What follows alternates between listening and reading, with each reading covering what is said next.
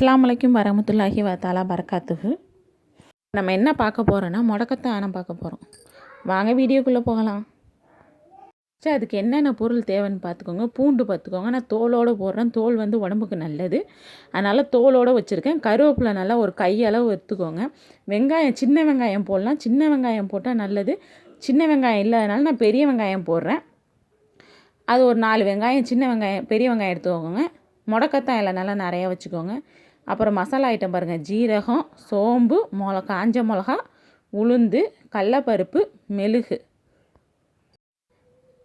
எடுத்துக்கோங்க. அது மாதிரி காஞ்ச மிளகா வந்து உங்கள் காரத்துக்கு ஏற்ற மாதிரி எடுத்துக்கோங்க. காஷ்மீரி மிளகா வச்சா கூட கொஞ்சம் கலர் வரும், வச்சுக்கலாம்.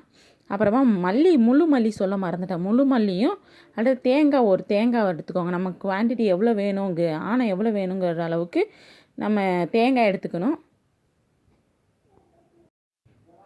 அடுப்பை பற்ற வச்சுக்கோங்க. அடுப்பை பற்ற வச்சு பாத்திரத்தை வச்சுக்கோங்க. பாத்திரத்தை வச்சுட்டு எண்ணெய் ஊற்றிக்கோங்க.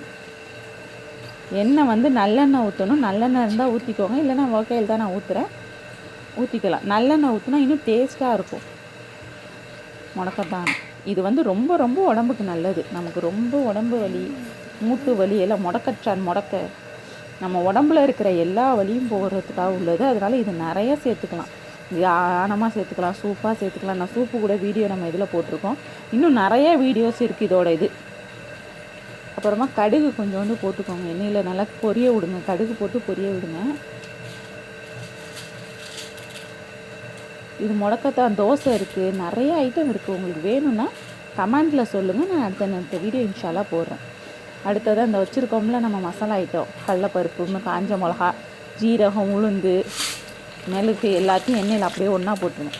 ஒன்றா விட்டு பொரிய விடுங்க. ரொம்ப கருக்கிறாதீங்க. ஓரளவுக்கு மீடியமான இதிலே இது பண்ணுங்கள். சிம்மிலே வச்சுருங்க. அடுப்பை மீடியமான இதிலே இது பண்ணுங்கள்.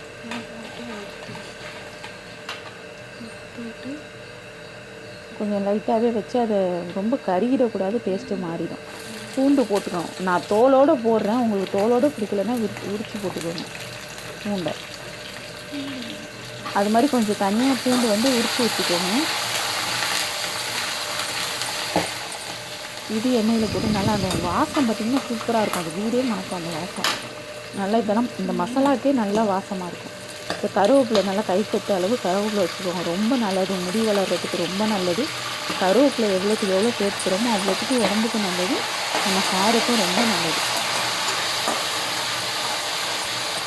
அடுப்பை கொஞ்சம் கூடவே வச்சு நல்லா வதக்கிக்கோங்க.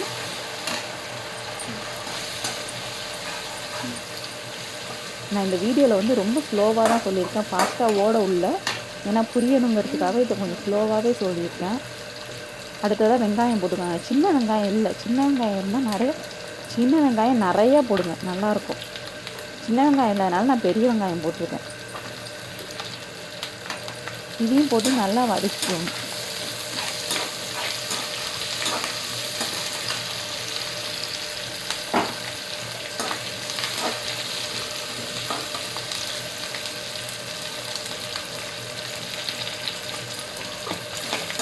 அந்த கண்ணாடி பதம் வாங்கல்ல, அந்த கண்ணாடி பதம் வர்ற வரைக்கும் வதக்கிக்கோங்க. இந்த வதங்கிறதுக்கு தேவையான உப்பு போட்டுக்கோங்க. இந்த வதங்கிறதுக்கு மட்டும் உப்பு போட்டுக்கிறேன்.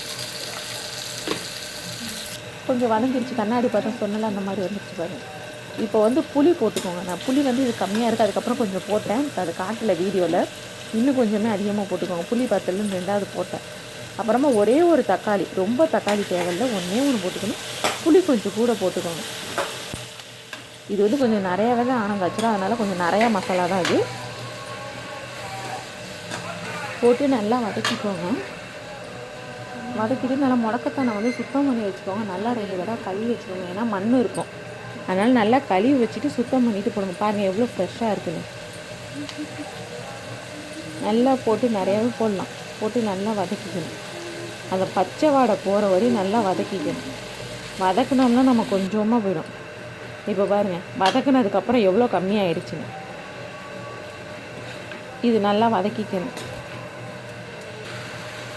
மல்லி சொன்னல, மல்லி வந்து அந்த எண்ணெய்லாம் போட்டோம்ல, ஜீரகம் மசாலாலாம் அதோடய போடணும். நான் மறந்துட்டேன், அதனால் இது லாஸ்ட்டாக போட்டிருக்கேன். அதோடு போட்டால் இன்னும் ஃப்ளேவராக நல்லாயிருக்கும். தேவையான அளவு மல்லி கொஞ்சம் கூடவே போட்டுக்கோங்க. இப்போ பாருங்கள் எவ்வளோ கம்மியாகிடுச்சு பாருங்கள். எவ்வளோ மசாலா போட்டோம், எவ்வளோ கம்மியாகிடுச்சின்னு பாருங்கள். இப்போ இந்த ஸ்டேஜில் அடுப்பு ஆஃப் பண்ணிவிட்டு தேங்காவை போட்டுக்கோங்க. தேங்காவை போட்டு ஒரு திருப்பி ஆற வச்சுக்கோங்க. அவ்வளோதான். இதுக்கு தேவையான மசாலா ரெடி பண்ணிட்டோம். இதை வந்து நல்லா ஆற வச்சு அரைச்சி வச்சு நல்லா நல்லா நல்லா நைஸாகவே அரைச்சி வச்சுக்கணும். மசாலாவை நல்லா அரைச்சிக்கிட்டு அடுத்தது ஆணம் தாளிக்க வேண்டியதுதான். இப்போ அடுப்பை பற்ற வச்சு பாத்திரத்தை வச்சுக்கோங்க. பாத்திரத்தை வச்சுட்டு எண்ணெய் ஊற்றிக்கோங்க. எண்ணெய் இதுக்கு கொஞ்சம் தாராளமாக ஊற்றினா தான் டேஸ்ட் இருக்கும். கொஞ்சம் பூண்டு உரித்து வச்சுக்க சொன்னேன்ல, அந்த பூண்டை இப்போ ஒன்றா கீறி வச்சுருக்கேன். அந்த பூண்டை எண்ணெயில் போட்டுக்கணும். அதை வறுத்து விட்டுக்கோங்க. பூண்டை கொஞ்சம் லைட்டாக சவர்ந்தோடனே இது பண்ணுங்க, வரையும் வறுத்துக்கோங்க. பூண்டு இந்த இதுக்கு நிறையா சேர்க்கலாம். நிறையா சேர்க்குறது நல்லது. உடம்புக்கும் பூண்டு ரொம்ப நல்லது. அப்புறமா இது பாருங்கள், வெங்காயம், சின்ன வெங்காயம் இருந்தால் அதே மாதிரி தான் சின்ன வெங்காயம் போட்டுக்கோங்க. இப்போ இல்லாதனால நான் பெரிய வெங்காயம் போட்டிருக்கேன். அதோட பச்சை மிளகா 2 பச்சை மிளகா கீரி போட்டுக்கோங்க. போட்டு இதையும் நல்லா வதக்கிக்கோங்க.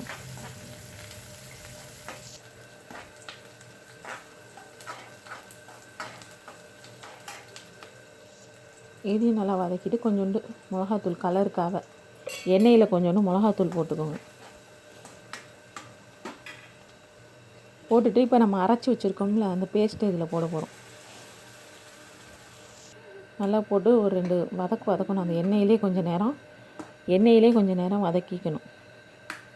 தண்ணி இப்போ ஊற்றக்கூடாது. கொஞ்சம் எண்ணெயில் அந்த பச்சை வாடை இன்னும் கொஞ்சம் இருக்கும். நம்ம முக்கால்வாசி வதங்கிறதுல போயிருக்கோம். இப்போ கொஞ்சோண்டு மஞ்சத்தூள் போட்டுக்கோங்க. அரைக்கிறப்ப கூட அந்த மஞ்சத்தூள் போட்டுக்கலாம். போட்டு நல்லா வதக்கி விட்டுக்கோங்க. இப்போ தண்ணி ஊற்றிட்டேன். வதக்கி நல்லா வதக்கினோடனே தண்ணி ஊற்றி இந்த இருக்கு பாருங்க, கொஞ்சோண்டு சர்க்கரை போட்டுக்கோங்க. அந்த கடுகடுன்னு இல்லாமல் இருக்க இவ்வளோ மசாலா போட்டுட்டு நல்லா ஒரு கொதிக்க வச்சு எண்ணெய் பிரிகிற வரையும் கொதிக்க வச்சுக்கோங்க. இப்போ பாருங்கள், பார்க்கவே எவ்வளோ அழகாக இருக்குன்னு, கலர் பார்க்கவே அழகாக இருக்குது. எண்ணெய் பிரிஞ்சு வந்துடுச்சு. இன்னும் கொஞ்சம் நேரம் வச்சுக்கணும். கொஞ்சம் பார்த்து அடி பிடிக்கும். ஏன்னா மசாலா எல்லாமே நம்ம அரைச்சி போட்டிருக்கோம், அதனால் அடி பிடிக்கும். கிண்டி விட்டுக்கோங்க. இப்போ பாருங்கள், நல்லா எண்ணெய் பிரிஞ்சு நல்லா எப்படி இருக்குன்னு பாருங்கள். கலரே பார்க்க அழகாக ஒரு க்ரீன் கலரில் இருக்கும்.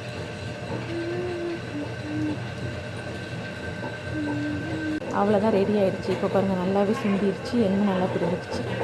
இப்போ நல்லா வத்தான மாதிரி இருக்கும். நல்லாயிருக்கும், டேஸ்ட்டாக இருக்கும். கசக்காது, நல்லாயிருக்கும்.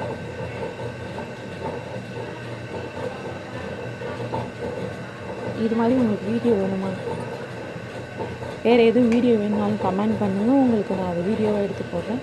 அஸ்ஸலாமு அலைக்கும் வரஹ்மத்துல்லாஹி வபரகாத்துஹு.